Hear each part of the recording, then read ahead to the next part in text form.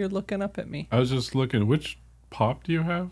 It's you. That's what I just realized. All right. Whatever. Hi, I'm Teresa. Welcome to our weekend show of Cocoon Cast, where we deep dive into movies and discuss all things cinema.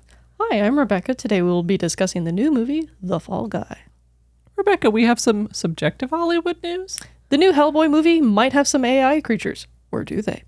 Ooh, let's get started. After Colt Seaver's career as Tom Ryder's stunt double takes a nasty fall, he tries to start a life outside of the studio system. But after his old producer Gail entices him with an offer he can't refuse to rebuild his life as he knew it on the set of Jody, his ex-Flame's debut blockbuster with several large catches. Will Colt be able to roll with everything, throwing punches and swords and bullets his way, and be the hero of his own story for once? Rebecca, Fall Guy finally came out. It's out, it's out, it's out. In 3, 2, 1, action.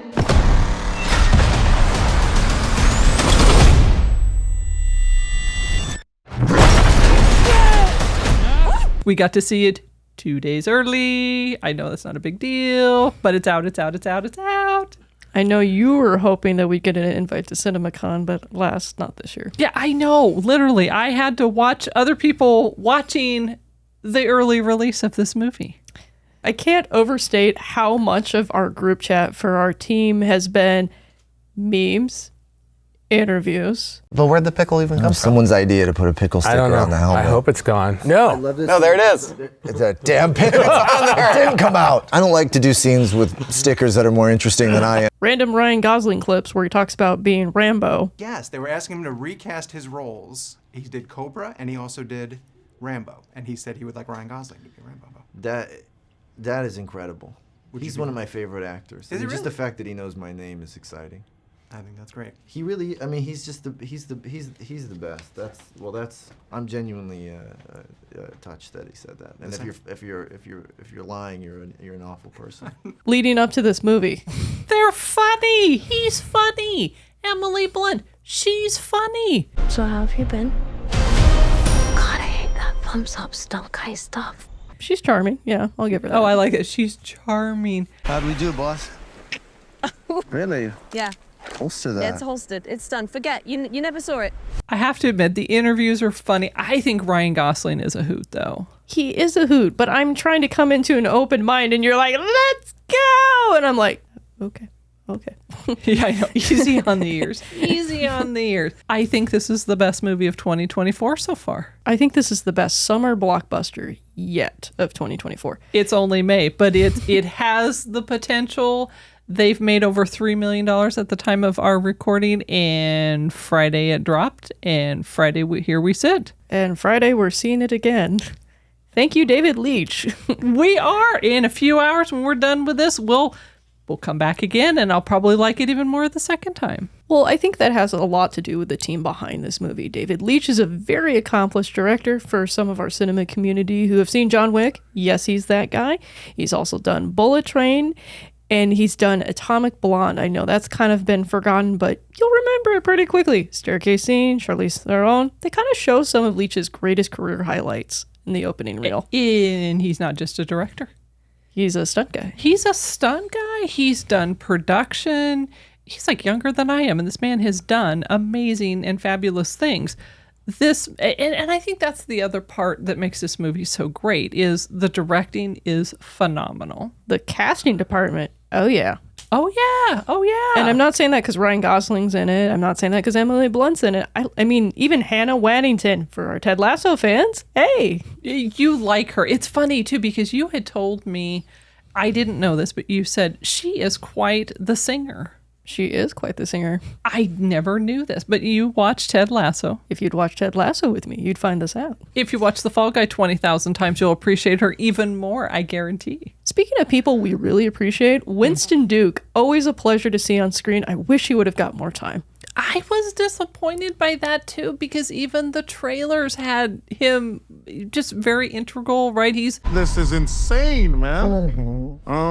Ryan Gosling, Colt Stevens' best friend, and he just didn't have as much to do with it. I was kind of bummed. I mean, he was integral to the storyline, I will say. But his airtime just didn't seem like it was as much as I was thinking, or like you said, I was hoping. I like him as an actor. I agree. I think he's fun whenever he comes on screen, and this really shows off his comedic chops. Maybe if we get Fall Guy 2, Fall Harder. Ooh, Fall Harder. Falling again. Boy, that just lends itself to everything, right? Falling for You. Oh, that's a good song. I like that song. So I already have the title, I have the song. But the acting was good. It didn't feel like anybody phoned in their performances. We're talking stunt people doing crazy amount of stunts. I was happy to be the first actor to say I did none of my own stunts. We did use 4 doubles. Logan Holiday, who's our driving double. Logan is brilliant at rolling, driving, jumping. That adrenaline rush I used to get racing, I now get that doing stunts. Anytime there's fighting, martial arts, that's Justin Eaton. We've got opportunities to really do big stuff. All the fire burns, car hits, anything parkour-like, that's Ben Jenkins. I've got to do some intense, crazy stunts. Troy Brown did this amazing 150-foot high fall at the end. This is a big chapter in my life. People are going big on this show, breaking records, and I'm just glad to join the party. If you've seen the trailer, you've seen some of the craziness. In fact, that barrel roll sequence you see in the beginning, that broke the Guinness World Record for most barrel rolls in one shot. If you haven't seen the trailers and the 12,000 interviews that are, I admit, right, they're flooding the internet. But there was a part where I think it was Ryan Gosling, the director, right, David Leitch, and probably Emily Blunt, because they seem to be going as a pair. It's kind of like the Ken and Barbie kind of thing. It was interesting because his stunt double, the one who broke the world records, right, he comes over there and apparently he acts like he's clicking Ryan Gosling in, and it's his stunt guy. He's flipping over, and then he gets out and Ryan Gosling thumbs up and his stunt person pulls him out of the car. So literally the guy who did everything is just over there shaking his hand or giving him a thumbs up. It's like, oh my goodness. Talk about humility. I think it's really interesting to see this movie kind of come on the heels of this renewed appreciation for figures in Hollywood who do their own stunts, but also give recognition to the folks that do the stunts for them. I know you and I had seen a movie last year. It's called High Society. Yes. That the box and you really liked. And it talked about this young lady in England who really wanted to become this stunt performer. Yes. I think it's really neat. I grew up with some people that were iconic stunt figures. The name that comes to mind for me is Heidi Moneymaker. She's done a lot of stuff for Scarlett Johansson. Sure. If you've seen any action movie like the early 2000s, odds are she did the female stunts for that film. Honestly, I feel bad too, because in the whole barrage of texts that I send to you, the box, right, our team, I laugh because there are so many different stunt people, and some of the interviews were Ryan Gosling's sitting there and he's like, and this person's done this and this person's done this. And I feel so bad because I have a hard time remembering their names. And I think it goes to what you're saying. People historically don't think about the stunt people that are doing the work. I appreciate Ryan Gosling using his platform and saying, hey, if it wasn't for them, we wouldn't do so well. Even Emily Blunt saying the same thing, and David Leitch, they're all saying, hey, this movie is a love letter to you. Let's talk about this. The story is not particularly original. Not so much. It's fun. It's the characters that are selling this. We need you to find him. Why me? You're a stuntman. No one's going to notice whether you're here or not. No offense. I mean, some taken. It's the action that is selling this. I'm just a stunt guy. All these little added bits of flavoring that take it to the point where we enjoy it so much. I will say, even though, as you said, it's not a particularly original story. If you've seen the trailer, I think there's only 2. If you've seen either trailer, you have an understanding of what the movie is, right? It's this love story. Colt Seavers, who is Ryan Gosling, he and Emily Blunt had this relationship. Now he's coming back after an accident. Basic premise. But there are some twists and turns. The ending I wasn't expecting. There were a few parts that felt a little predictable. But truly, I think that there is a part where you look at this and you say it's a showcase to have kind of this rom-com with a ton of action and a ton of effects and a ton of stunts that were phenomenal on the big screen. We saw it on Dolby. I also liked a lot of the way the characters interacted with each other as well. I thought that was really sweet. I know when I was younger, I got you to watch Chuck with me. And one of the things that you always said about Chuck was it didn't feel like everybody was mean or antagonistic towards each other just to create drama. The drama came from how their relationships were so different from each other and when they came together. I admit, I like a sweet movie. Obviously, some of our reviews are, oh, that's kind of a crazy movie. But I appreciated that. And there really is good. I know it's a rom-com and they're supposed to be the love interest. But there's a real genuine, it feels like a brother-sister relationship where people genuinely seem to like one another. And we're not talking just Ryan and Emily. We're talking the directors, the producers. David Leitch's wife is one of the producers. This feels like a real movie where people are having fun. And they're not dialing it in. It is hardcore. Everybody's taking this to an extreme level. And admittedly, some of the stunts are a little hokey. Because that's not going to happen.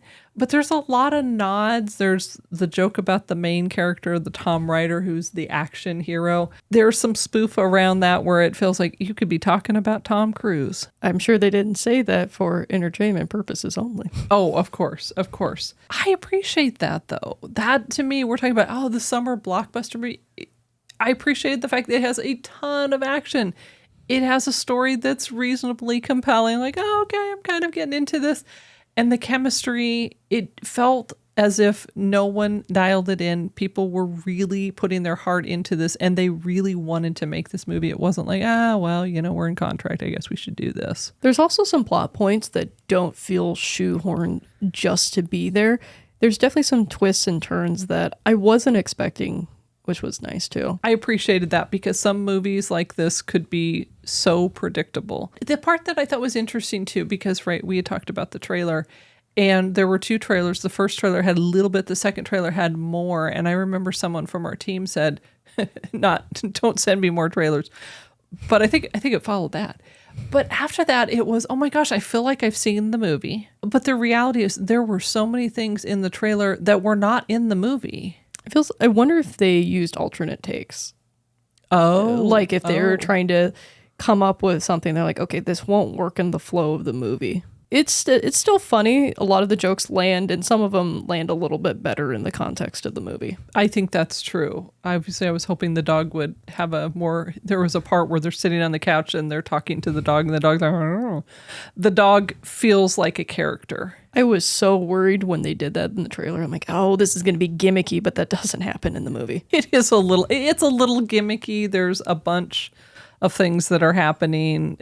But to me, there's the smart quality to it. There's a part when they go to Tom Ryder's house and see what happened to him. Again, if you've seen the trailer, you know. And there's all these little stickies, and I cracked up because I could read some of them, and one of them has a really big payoff at the end, the one sticky. The ones that I was able to catch before they went through the screen, I laughed. I thought, oh my gosh, I would love to read more because they were really funny. But to me, that's the attention to detail, that somebody's literally writing hundreds of stickies with something funny on them. Also props to the production design team. I noticed when we were in Gail's office, as it were, there were posters for some of Tom's other movies that were paid off in the apartment.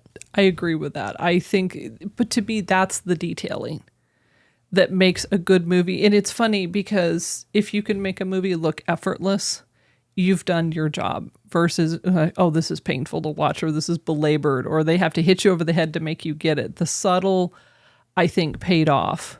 Do we have any questions from the box? If you're someone that hadn't seen The Fall Guy in the 80s, or like me, I saw it, but I cannot even remember the show hardly at all.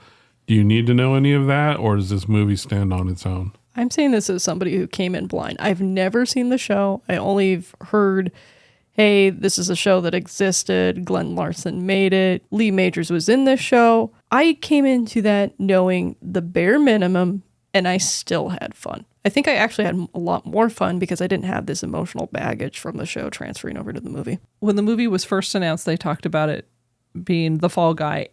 I honestly did not make a connection at all to the show. I didn't go, oh. But I watched this show with my brother. I remember this show. Lee Majors sings the title role. Lee Majors, $6 Million Man. We've talked about $6 Million Man. It didn't feel that way. Meaning, yes, Colt Seaver's same name, but very different. I mean, they're like stunt guys and stunt gals, but they're bounty hunters. I mean, that's not at all what this was. Although I was talking with you, it feels like the truck that Ryan Gosling is driving is the Lee Majors same kind of truck. I'll take your word for it. I was trying to avoid everything with this film because you kept sending me so much with this film, and I'm like... Even though Glenn Larson, you and I were laughing, has written pretty much every show my childhood consisted of, I still was looking forward to this being different. I watched Fall Guy with my brother. It was one of those things. It was an 80s fun, goofy kind of a show. This movie had that tone, but it didn't feel the same. And as you said, you'd never seen it, never really thought about it, and you still had a great time. Do we have any other questions from the box? The movie's creating some buzz in Hollywood, and people are starting to discuss more and more should the stunt folks have a category at the Oscars. I personally think they should, just like special effects or anything else. What do you guys think? I agree with the box. Surprise. I think it'd be really tough to judge, but I think stunt work is a category that deserves more notice in the minds of the general public. I hope this movie does that. As we were saying, a lot of the interviews were focused on, obviously, the whole concept of the movie is around the stunt performers, but to really see how much they do. And even at the end, if you stay to the credits, you'll see a few more things. They really want to push this, if you will, and say these people deserve credit and all that they do. And I think to sum it up, what were they saying? They put their life on the line for us all the time, meaning for the actors and the actresses, but also to entertain us. Well, it's like when we talked about with Rust, you know. Yes.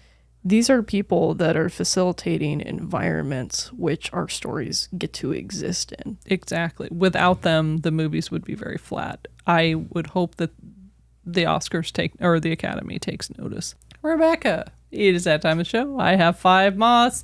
5 moths are going to do some dangerous stunts if you don't get to them pretty quick. I'm going to set 4 of them on fire today. Oh, We're doing pretty good. Wow. Tell us why. Number 1 reason. I feel like this movie is the total package. It knows what it is, it goes for it, and it pokes fun along the way.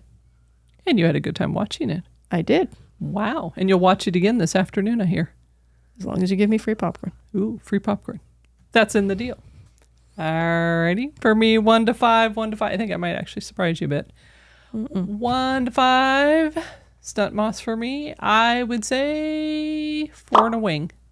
Oh, I really thought you were going to go for the 5 moth. I know. That's why I said I think you're going to be surprised. I'm laughing. Is it missing an epilogue? Actually, it's not really. I think the only part that's keeping me from a 5 is it went a little bit longer than it needed to. There were a few parts where they would start a trail and it just kind of faded away a little bit. And then an action scene would bring it back. I would have loved to honestly have seen more dialogue with Emily Blunt and Ryan Gosling. Even though we understood the story, we knew what was going on. Even some of the trailer material was really funny, and that wasn't in there. If you enjoyed our review on The Fall Guy, please like, which helps more viewers find our cinema community, and subscribe. It really helps us out, and you won't miss our upcoming reviews. And please share with your friends. Rebecca, it is that time of the show to talk about who we are not sponsored by. Well, tell me about who we're not sponsored by. Actually, you're pretty good at this. We are not sponsored by Welly. Ooh, yay. You know Welly. I do. I thought they would be perfect. Welly does bandages. They have first aid kits. All the fall guys and the fall gals, bumps, scrapes. They need these, right? The slashes and gashes. Who better than Welly? Well, tell some more. Let's talk about that. I was surprised to learn they actually have some other products. They have the Rough and Bumpy body lotion, which I thought, wow, what a great title. Does that have like a sandpaper quality? Just really rough? No, it's if you're bumpy, then it'll smooth you out. Oh, okay. All right. Welly is still a pretty new company. They've only been around since 2019. You know what it is? We see their products a lot, so I could see us thinking they've been around for a while. American company, Minneapolis. I know Target for a long time carried a ton of their products, but you're thinking, right, Target is part of, Minneapolis, and that makes sense to me that he would market them. But they are available online. You can pretty easily find them. I say they hit their target audience, huh? They have hit their target audience.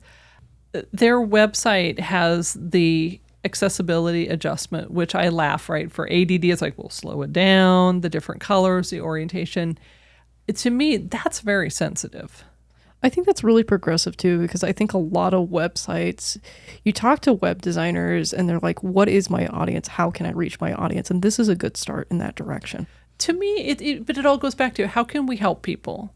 And to me, that's a more intangible way of helping people, if you will, right? It's not I'm advertising this anywhere, because their bandages are really cool. I was laughing, I'm thinking, Rebecca would like the jellyfish. They have sloths. The box would probably like that. I was digging the ice cream ones, but I found out your favorite is not the jellyfish. Close second. My favorite is actually the glow-in-the-dark bandages, which is very useful after a long day when I've been working with my hands and I turn off all the lights to watch my movies at home. I can easily tell if my bandage needs adjusting. Oh, I'm laughing. You can easily find your hands. Thanks, Welly, for putting a bandage on things and not sponsoring us.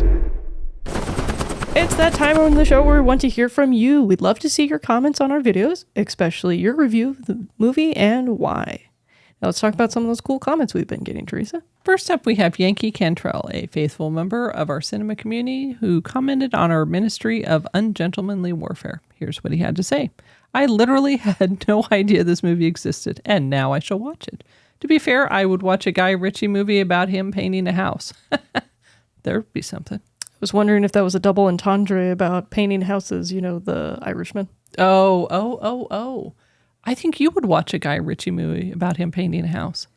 If I can watch a movie about Andy Warhol eating a cheeseburger, I'm pretty sure I would enjoy a Guy Ritchie movie about him painting a house. Wow, I'm just saying Guy Ritchie does Bob Ross. Ooh, that could be fun. That could be fun. Next up, we have Matthew Roman 6807, another faithful member of our cinema community, commenting on a review of Unsung Hero. Here's what they had to say. Wow, just came across this video after coming home to see the movie. Divine timing, eh? I was quite surprised and well satisfied after seeing this. I thought it was going to be like a Pure Flix-like movie with that cheese factor. I feel you, buddy. I agree. It wasn't melodramatic nor overly positive, and both the acting and music were great.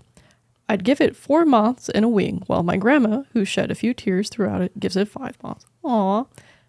Oh yeah, and that playground scene made me really notice and enjoy how good the cinematography is even more. Felt so grand. And then I started thinking, this is just happening in a playground. Smiley face. I definitely felt that with the audio design during that whole sequence. That felt like a movie to me. It was a great movie. We came back to the studio, recorded a full review. I laughed that Matthew says, gosh, I hadn't seen the review. And I'm thinking, we hadn't done the review at that point. We kind of came on a little bit late too. Well, it was just, I want to reiterate for our cinema community, we had no plans of doing a full-length review. In fact, our full-length review for that week was supposed to be Challengers, but we decided that Unsung Hero was the better film out of the two. I would agree with that. I so appreciate Matthew's been part of our community for a while. I love the fact that he's like, okay, I'm giving it a 4 and a wing, and Grandma's part of it too. Grandma gave it a 5. I had actually talked to someone out and about that we know. And I said, hey, we'd just seen this movie. This person said, oh my gosh, I saw it too. And she said, oh my gosh, I would give it a 5. This is like the best movie I've seen. I'm like, holy moly, what a reaction to this movie. Last week, it was number 2 at the box office. Challengers was number 1. Correct. It's going to make its money back, and it's a strong showing. I'm wondering how it's going to perform this week. We've got The Fall Guy coming out. We still have some of the holdovers, pun unintended, who haven't seen Challengers yet or Unsung Heroes. So I'm curious to see how its placement's going to stay. I would say if you can see it, definitely it's worth a watch. Finally, we have Ooh Nelly, who commented on our review of Unsung Heroes. Here's what they had to say. Great movie, story, and family. We couldn't agree more. Boy, succinct and to the point. If you haven't seen it, that sums it up pretty well. Hey, cinema community, we'd love for you to see Unsung Heroes. Tell us what you think. If you've seen Fall Guy, tell us what you think. Comment below. Tell us your favorite Ryan Gosling movie. And don't forget your Moth rating, 1 to 5. And now it's time for some Hollywood news. Rebecca, what's going on out there? Well, there was a certain article that the Motion Picture Theaters Association of America published about a month ago. Oh, wow. This week on Twitter, it blew up. Oh, I'm sorry, X. It blew up on X. X blew up. It blew up X? You could say that. Wow. Formerly known as Twitter. Yes. What happened? Do you know the movie Hellboy? You know the character Hellboy. Sorry, I should be more specific about that. I remember you in the box had seen those. I took a pass on those. Well, Susanna Edelbaum brought us this story from the Berlin Film Festival. Oh, wow. This is the one that was a month ago? Or this was the one that was a month ago. Wow. What happened? It gets awkward. The president of Millennium Films, according to the initial article, claimed that they used AI to create creature designs for the new Hellboy movie. Oh, and that hasn't come out yet, though. That's correct. That has not come out yet. Oh, uh-oh. It's still in production. Here's where it gets downhill fast. Oh, I'm thinking they already start off. As soon as they say AI, I'm sure people are going, oh, there's a problem here. I saw this on Twitter. I follow the Twitter discussing film. They show like little quotes, little teasers, get people excited about movies. I saw it and my first reaction was, oh no. The artist creator behind Hellboy, Mike Mignola, has specifically said that he is vehemently against AI. Oh, uh-oh. So it's there. He's coming for it. So it's not, oh, hey, we don't like this.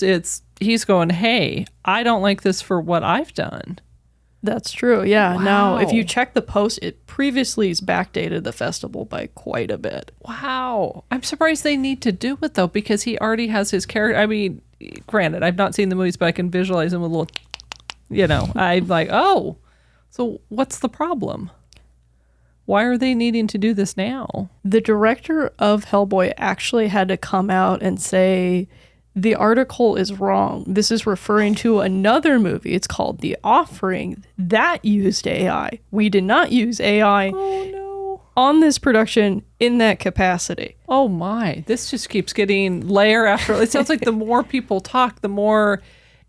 Because it sounds like a misunderstanding. Yeah, I think the fact that Brian Taylor, the director of your movie, has to come out and say, no, the president of the company that's producing our movie was misquoted. It could have been a huge PR fluffle. Wow. I mean, they backpedaled faster than a bat out of hell, if you know what I mean. Literally. There's a lot of Bat at Hell and Hellboy kind of things. I find it interesting that because like you said, this article just kind of got buried. I was surprised it got buried at the time. I would have thought it would have blown up faster. Well, I think people are super sensitive about this whole AI piece. And as you said, wait a minute, I don't want my work, doctored or changed or adjusted. People, seem like they have a short fuse on this one right now. I know I do. There's a movie that's been recommended to me a lot. It's called Late Night with the Devil. I really wanted to see this movie. It has all the high points that I was looking forward to. The minute I heard that they used AI for the key art, gone, done, no interest. That one that was out, a few months ago. I remember that. It did. It seemed like it came and it went pretty quick. And I'm not sure if it was the AI for other people. Do you think that may have been the case? I would guess for a lot of the film community that was the case. I even talked with several people I know just a day before we started shooting this episode. Oh, sure. They were going to watch it that night, and I mentioned it. I said, hey, did you know about this AI thing? And they're like, no. Oh, wow. All right. There's a thing. Do we have any questions from the box? At this point, do you think people are getting too sensitive about AI? Specifically, we use Photoshop. We use lots of different tools that manipulate images and automate things for the people creating the artwork. AI is just another tool. Do you think people are getting too sensitive?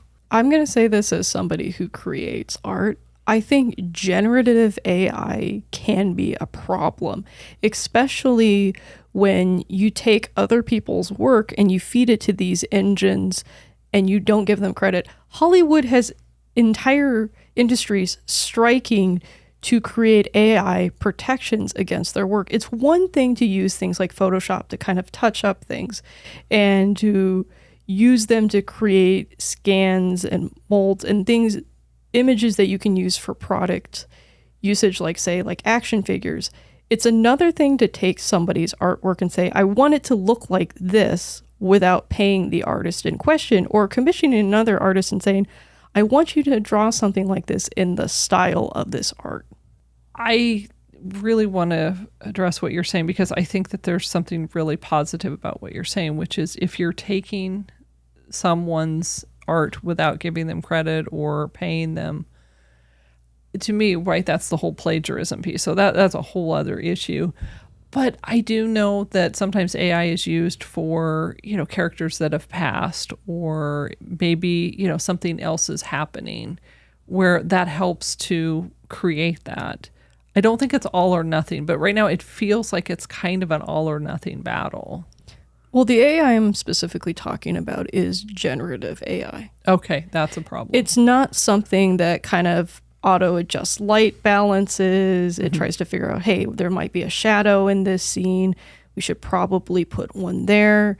This might be how somebody's skin and texture is going to react to different things. Oh, correct. You're talking about editing or, as you said, touching up. That's a whole lot different than something completely different or reimagining it. That's why I was so happy to see Brian Taylor confirm in his tweets that they used no AI on Hellboy and that all of their effects were practical. I think it's great. He jumped in right away and said, okay, just so you know. And people can decide what they want to do with it. But the fact that he recognized that, hey, this is a topic that people are talking about. This is something that people want to discuss. Rebecca, what else is going on out there? Well, I know I gave you some space from the Tron news, but I've got some good ones today. It's back. Tron's back. This is from an unexpected source, Entertainment Weekly. We don't normally pull from them, but I'd like to thank Nick Romano for bringing this to our attention. Oh, all right. What's Nick talking about? What's going on? Well, Nick brought us the story, and this is actually from Film Comment Podcast. I've never listened to the podcast. Now I kind of want to because, the guests that they're landing, but Jeff Bridges was on it there as a guest spot. Well, after poking fun at his initial appearance in Tron Legacy, he dropped the tidbit that he's going to be in the new Tron Ares. Oh, wow. Was that expected or unexpected? If you've seen Tron Legacy, and I'm not going to spoil it for you, it's a little unexpected. I mean, he's not wrong. His visual appearance in Legacy could have used a little bit of work. I know a lot of people always talk about the scene. Could have used some AI work. Yeah. A lot of people always talk about the scene near the end where he's kind of mirroring Kevin Flynn's initial speech in the beginning. He's like trying to be the ultimate baddie. But for me, the one that always stands out is when Clue ends up betraying the Flynns. Okay. So he's definitely not wrong, but it's really nice to see him kind of take this sense of humor about things. I'm just amazed Bruce Boxleitner has managed to escape this. I thought he looked relatively seamless compared to Jeff Bridges. Well, we've been really spoiled with a lot of computer-generated and de-aging actors recently. Oh no, we're back to the AI. You said this was fluffy. You said this was good. This is fluffy. Okay, well, for the Tron people. And we also have a release date. Entertainment Weekly didn't mention this. They just said it's going to be releasing sometime later this year. Variety actually had an article from Brett Lang. This was near the beginning of last month that they'll be releasing on October 10th, 2025. And yes, that is a binary joke. Do we have any questions from the box?